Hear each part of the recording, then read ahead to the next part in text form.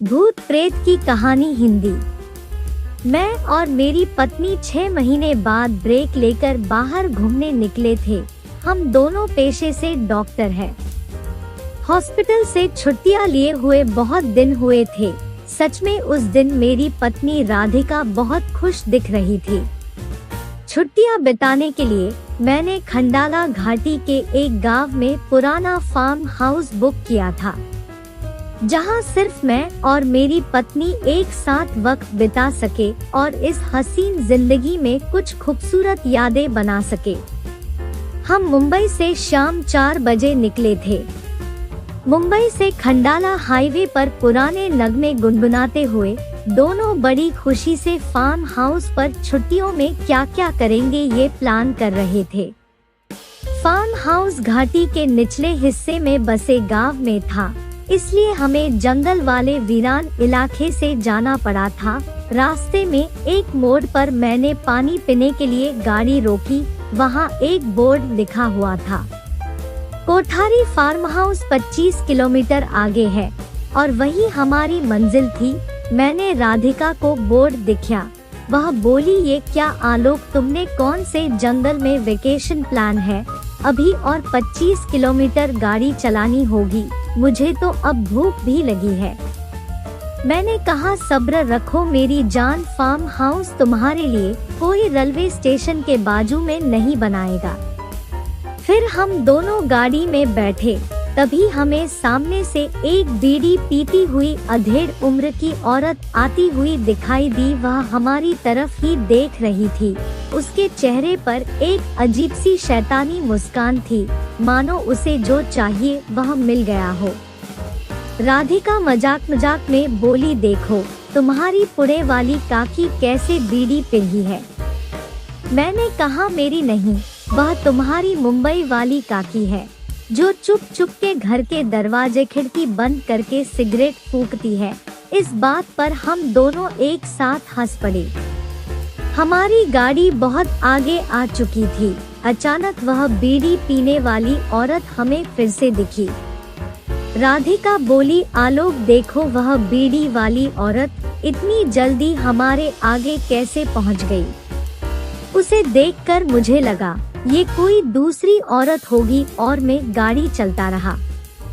लेकिन मेरी आंखें तब फटी की फटी रह गई जब तीसरी बार हम दोनों ने उसी औरत को सामने से आते देखा। मैंने अर्जेंट ब्रेक लगाकर गाड़ी रोक दी और हम दोनों गाड़ी से बाहर निकले और देखा कि हम उसी मोड़ पर थे जहाँ से शुरू किया था। लगा कि हम कहीं गए ही नहीं, गाड़ी उसी मोड़ पर ही खड़ी थी। फिर जब हम उस औरत की तरफ मुड़े तब वो वहाँ नहीं थी, लेकिन जमीन पर आधी जलती हुई बीड़ी देखकर राधिका भूत प्रेत के डर से कांपने लगी और मुझे भी अचानक ठंड महसूस होने लगी। फिर हम दोनों जल्दी से गाड़ी में बैठे और यू टर्न मार के गाड़ी पीछे की ओर भागा। पर कहते हैं ना, मुसीबत जब भी आती है जल्दी पीछा नहीं छोड़ती। मैं तेजी से गाड़ी भगा रहा था। राधिका को डर के मारे पसीना छूट रहा था।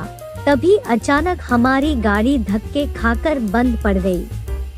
मैं कार से बाहर निकला और बोनेट खोल के चेक करने लगा, लेकिन बहुत कोशिश करने पर भी गाड़ी स्टार्ट नहीं हो रही थी। मैंने मोबाइल से मदद बुलानी चाहिए, पर ना मेरे मोबाइल में सिग्नल था, न राधिका के में मदद तलाश रहा था। तब तक सूरज ढल चुका था। फिर वहाँ पर लालटेन हाथ में लिए एक बूढ़ा आदमी आया। मैंने उनसे पूछा, बाबा आपके पास मोबाइल है क्या? मुझे एक कॉल करनी है, हमारी गाड़ी खराब हो गई है, इसीलिए हमें मदद बुलानी थी। बाबा बोले, बेटा मेरे पास तो कोई मोबाइल नहीं है, पर मेरा घर यही पास में ही है, चाहो तो तुम वहाँ चल के मेरे लैंडलाइन से फोन कर लो। मेरे पास भी कोई पर्याय नहीं था। फिर मैं और राधिका पैदल ही बाबा के पीछे पीछे चल दिए। झड़ियों के टेढ़े-मेढ़े रास्तों से लालटेन की टिमटिमाती रोशनी में कुछ 10 मिनट में हम उनके घर पहुँच गए। राधिका मेरे कान में धीरे से बोली, ये घर नहीं, कोई पुरानी हवेली जैसा लग रहा है। मैंने कहा, तुम्हें तो पसंद है न पुराने घर और भूतों वाली कहानियाँ। यह सुनते ही वो मेरी तरफ गुस्से से देखने लगी, फिर मैं चुप हो गया। बाबा ने घर का दरवाजा खोला और हम तीनों अंदर गए। अंदर घुप अंधेरा था। बाबा बोले, अरे बेटा, लगता है लाइट चली गई है, फोन सामने वाले कमरे में है, तुम वहां जाकर थोड़ी देर रुको, लाइट आते ही फोन चालू हो जाएगा, फिर तुम जिसे चाहे कॉल कर लेना। हमारे पास भी रुकने के अलावा और कोई चारा नहीं था। मैं और राधिका उस कमरे में चले गए और फोन के पास बैठ के लाइट आने का इंतजार करने लगे। आधा घंटा हुआ, लाइट आ नहीं रही थी। मैंने राधिका के हैंड बैग में से छोटी टॉर्च लाइट निकली और कमरे से बाहर निकल के बाबा को ढूंढने लगा। मैंने बाबा को आवाज दी पर उन्होंने कोई जवाब नहीं दिया। मैंने सोचा शायद घर के बाहर बैठे होंगे। ऐसा सोच के मैं दरवाजे की तरफ बढ़ने लगा और उसी वक्त मेरी टॉर्च का फोकस दरवाजे के ऊपर टंगी एक बड़ी सी तस्वीर पर गया और उसे देख के डर से मेरी आंखें फटी की फटी रह गई। मैंने जोर से आवाज लगाकर राधिका को बुलाया और वह तस्वीर दिखाई। उसे देख के उसकी आवाज गले में ही अटक गई। वो तस्वीर थी उस बूढ़े बाबा की जिसने हमें उस घर में लाया था। उस तस्वीर पर चढ़ा हुआ फूल का हार सूख चुका था, बस धागा और कुछ सूखे फूल बाकी थे और उस पर तारीख 23 साल पुरानी थी, यानी कि उस बूढ़े को मर के 23 साल बीत चुके थे। हम दोनों तुरंत घर से बाहर निकलने के लिए दरवाजे की ओर भागे। जैसे ही हम दरवाजे के पास पहुंचने वाले थे, दरवाजा हमारे सामने एक झटके में बंद हो गया। मैंने दरवाजा खोलने में पूरी ताकत लगा दी थी, पर सब बेकार और हम उस भूथा घर में कैद हो गए। राधिका मेरे सीने से लग के रोने लगी।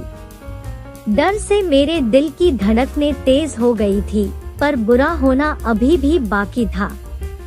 घर की सारी खिड़कियां एक एक करके बंद हो रही थी, जैसे कि कोई उन्हें अपने हाथों से बंद कर रहा हो। वह खौफनाक मंजर देखकर हम दोनों की हालत ऐसी हो गई थी कि काटो तो बदन में खून नहीं। इस कहानी का अंत। राधिका और मैं दरवाजे के पास थर-थर कांपते जमीन पर बैठ हुए थे। हमारी टॉर्च की चार्जिंग भी खत्म हो रही थी और शायद वहाँ पर जो कोई भी था वह भी टॉर्च खत्म होने का ही इंतजार कर रहा था। हमारे सामने रखी आराम कुर्सी धीरे धीरे हिल रही थी, जैसे कि उसमें कोई बैठा हो। हमारी निगाहें भी उसी कुर्सी पर थी। अब तक कमरे में सिर्फ 2 लोगों के सांसों के चलने की आवाज थी, एक मेरी और एक राधिका की। थोड़ी ही देर में हमारी टॉर्च बंद हो गई और कमरे में नरक का अंधेरा छा गया था। और फिर मुझे राधिका की आवाज आई, उठो आलोक, उठो जल्दी उठो, फार्म हाउस आ गया है। मेरी आँख खुली तब मैं कार की पिछली सीट पर सो रहा था और तब मुझे पता चला कि सब एक भयानक सपना था।